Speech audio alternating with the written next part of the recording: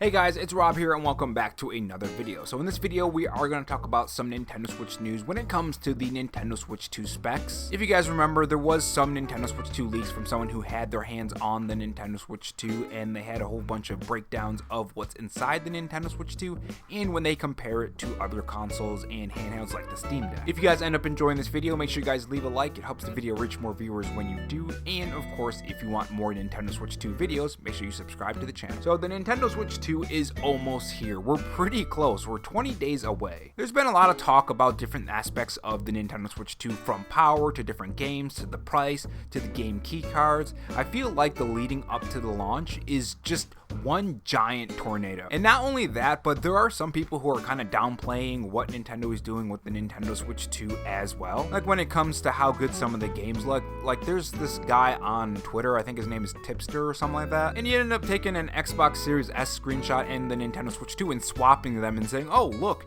it looks bad. It's like, how pathetic are you? You know what I mean? That's really sad. But overall, personally, when it's coming from me, I'm really excited for the Nintendo Switch 2. I do have some things that I don't like that Nintendo's doing, but overall, I am really excited.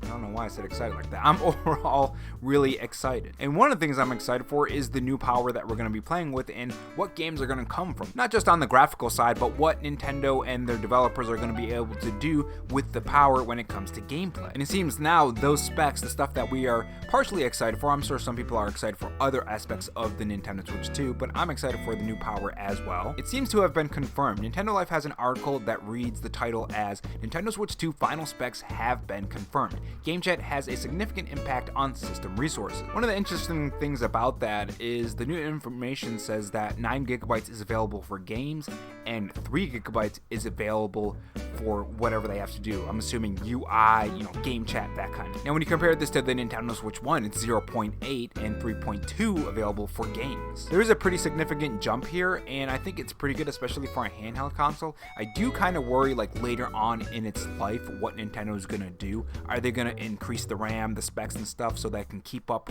with games coming out? Or are we going to run into the same situation that we ran in with the Nintendo Switch 1 where some games will really struggle? There's also something that I've been thinking about when it comes to that, like the wall that a lot of consoles hit. I would assume eventually what's going to happen is that the specs for the Nintendo Switch 2, if Nintendo continues down this path with this form factor, what'll happen is the Switch will be just powerful enough to play games that look really, really good. Already a lot of people are feeling that the gaming industry has already hit its peak when it comes to graphics, and going any further is just kind of useless. I mean, you look at games like Clair Obscur, and that game looks fantastic, and the development for that had a very small team, and that game will most likely run on the Nintendo Switch 2 and probably look pretty great. I mean, we're already seeing a lot of games that are bigger than you would usually see on the original Nintendo Switch look really great at the same time. So I'm wondering, where is that wall, and where does the specs matter less, and what the developers are doing with their games matter more? You know what I mean? I don't know. I think that's going to be very interesting, especially in the next, after 4 or 5 years when Nintendo goes to their next thing. Will they be doing another console, or will they stick with the Switch form factor?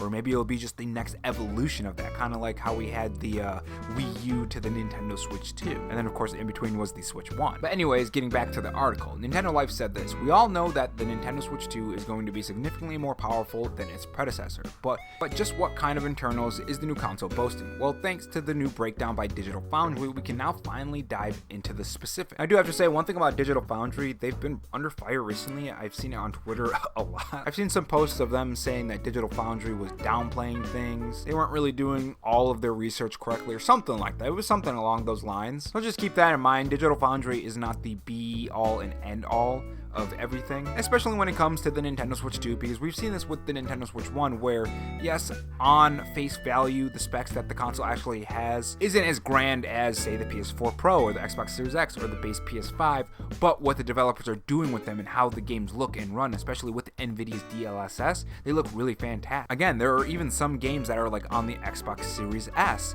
that look better on the Nintendo Switch 2. First, let's take a look at the custom NVIDIA SoC, system on a chip, which that's that's what it stands for. Actually didn't know that. You learn something new every day. Funny enough, I'm learning Blender right now, so I am learning something new every day. Anyways, when compared to the equivalent of the original Nintendo Switch, which, as Digital Foundry's Rich Ledbetter, I probably said that wrong, says was effectively a vanilla Tegra X1, the new NVIDIA T239 for the Nintendo Switch 2 is absolutely custom built specifically for Nintendo. And that's another thing about this is a custom chip specifically made for the Nintendo Switch 2. So I would assume that means the stuff that's going to be running on the Nintendo Switch will look better than if it was just like some other regular chip that NVIDIA made. It's specifically designed to play games better on the Nintendo Switch 2, I would assume so anyways, so the games are naturally going to look better and run better, especially with DLSS. And then of course when you have the smaller screen on the Nintendo Switch 2, it's going to look even more fantastic because it's a smaller screen. But anyways, moving on with the video. The SPU architecture, this is going to be a mouthful by the way, the SPU architecture is made up of an 8-ARM Cortex A7AC or 8C cores running an ARM V8 64 instruction set with cryptography extension enabled. Oh my word, that was a mouthful. But anyways, 2 of these have been reserved by Nintendo for the operating system, with the remaining 6 are available for developer use. This is the same ratio of the original Nintendo Switch, which utilized 4 ARM Cortex A57 cores, with 1 reserved for the operating system. So just from me trying to understand that, I'm assuming this just means that part of this is for the operating system and the other part is for games. So what it seems like is that is enough for these games, because a lot of these games look fantastic on the Nintendo Switch 2. Again, when you talk about like the future of the Nintendo Switch 2, when people start making, or developers start making bigger and better games, I do wonder how that's going to affect how these games do look in the future. But that's just like something we're going to have to wait and see. And we also don't know if Nintendo is going to make like a Nintendo Switch 3 or, you know, a Super Nintendo Switch, like the next version of this. And will they slowly just kind of phase out the original Nintendo Switch, or are they going to continue supporting that? It's going to be very interesting. That's one thing that I've been wondering is like, how is Nintendo going to continue to bring these games? Are there going to be more and more games that are just for the Nintendo Switch 2? The transition from the original Nintendo Switch to the Nintendo Switch 2 has already been a pretty big disaster, if I would say so. I mean, there are a lot of good things, but let's be honest, there is a lot of jank going on here. And that's coming from someone who's really excited for the Nintendo Switch 2. So I do wonder how Nintendo is going to tackle that. But let's continue with the article. With the cache configurations shared by NVIDIA, Digital Foundry says the Nintendo Switch 2 is utilizing 64K of L1 instruction cache and another 64 of L1 data cache. With L2, all 8 cores have 256K each, while 4 megabytes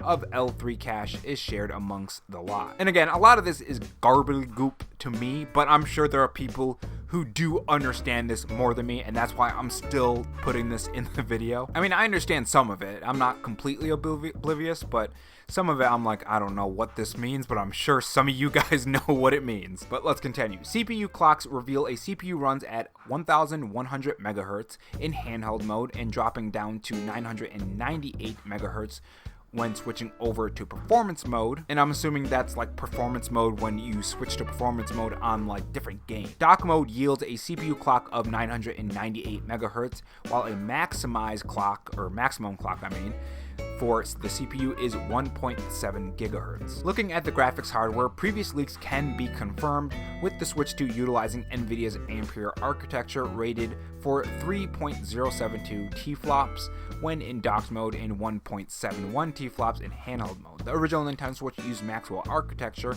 1536, or I don't know why I said it like that, 1536 CUDA cores are confirmed compared to the 256 used in the original Nintendo Switch, while the GPU clock yields 561 MHz when running in handheld mode and 1007 MHz when docked. And this is where it actually gets pretty interesting, because they do start talking about ray tracing, something that I thought I would never see on the Nintendo Switch 2.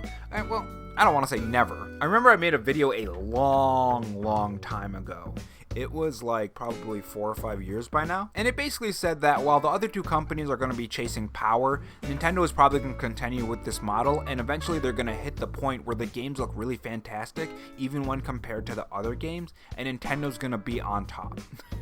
And here we are. The Nintendo Switch 2 is going to be the best-selling console of all time, and their games look pretty fantastic compared to the other consoles. I feel like Sony and Xbox's power chase has led them down a path that would have been better if they would have just maybe even scaled back a bit from that and just focused on the games. I mean, that's why I love the PS4, is because there were so many great games on it. But anyways, this is what not Digital Foundry, this is what Nintendo Life had to say. When it comes to ray tracing, Switch 2 is rated at 10 gigaраys per second in handheld mode. Oh, you're even getting ray tracing in handheld mode? That's pretty cool. That little bit I didn't know, but anyways, continuing. And doubling up in 20 gigaраys when docked. Ray tracing has yet to be seen in confirmed games up to this point, but it will surely come in the future. That's what I'm really excited for. I'm really excited to see, like, if Nintendo ends up using ray tracing in like the next Mario game. Like, what is that gonna look like? You know, because what I've realized when it comes to just the look of games, not necessarily the graphic fidelity, but just like the look and feel, is that can affect your enjoyment of the game too. It's the feeling that you get like when you're playing Breath of the Wild and you're walking through different areas, like that kind of thing. So I'm really excited to see what they're going to be doing with that. But anyways, moving on to the next part of the article. Moving on to memory, and again, the leaks have been confirmed with 2 gigabyte modules making up total of 12 gigabytes of LPDDR5X. Memory bandwidth is confirmed at 102 gigabytes per second in docked mode versus 68 gigabytes when running in handheld mode. 3 gigabytes of RAM is reserved for the system itself, while 9 gigabytes, which we covered earlier in this video by the way, while 9 gigabytes of RAM is available for developer use. Compare this to the original Nintendo Switch, which has a use of the total of 4 gigabytes of RAM with 3.2 gigabytes available for developer. Now, something particularly interesting in the game chat will supposedly have a significant impact on system resources, with Nintendo actually providing developers with testing tools essentially simulating the latency and issues that game chat would run into in an ideal world. Digital Foundry says that the game chat is an area of developer concern. And I can definitely see that being a concern, because let's say you're playing like Overwatch or Marvel Rivals or Fortnite, and the game chat is running and you're talking to your friends in your own party. Well, that game is going to run pretty poorly, right? It's going to have effects on that. And in a game where aim is very important, if you're having an effect on that gameplay, people are not going to use the game chat, or they're going to, they're going to I don't know why I said that. I just woke up, so they're gonna have concerns later down the line, or concerns on whether or not they should be playing this game on this platform or something. But yeah, very interesting stuff. It really does kind of paint a picture of like what Nintendo is gonna be able to do in the future, or at least a pretty decent look. We don't know 100% how these developers are going to use the new power. I mean, we do have the Nintendo Switch 1 to look back and say, well, we have the Doom games on there. We have all of these games that are on the Nintendo Switch 2 as well. With the upgrades. Hogwarts Legacy, for an example, looks really fantastic on the Nintendo Switch 2 compared to the Nintendo Switch 1. So it's going to be very interesting to see what developers do, especially like developers like Monolith. They're really great at creating these beautiful open world games, and really fun games at that too. So I'm really excited to see what they do. But let me know what you guys think about it down in the comment section below. Like, what games do you guys want to see built specifically for the Nintendo Switch 2 that utilizes the power and the stuff that it can do? Personally, I would love to see what the next Legend of Zelda is going to look like. I also would like Nintendo to make like a new IP for the Nintendo Switch 2. I think that would be really cool. I don't know what kind of game it would be, but just to see what they would cook up. But yeah, let me know your thoughts in the comment section below, and I will see you guys in the next video. Take care.